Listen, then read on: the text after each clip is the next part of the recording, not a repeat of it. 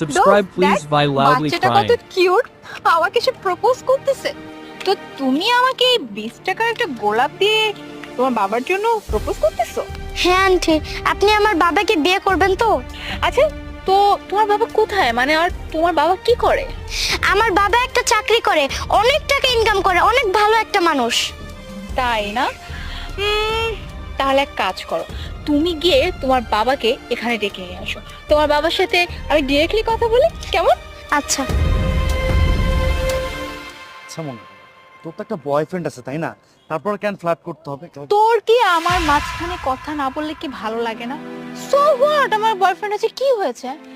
ওই ছেলেটার বাবার যদি টাকা পয়সা আমার বয়ফ্রেন্ডের থেকে বেশি থাকে তাহলে টাইম পাস করতে সমস্যা কোথায়?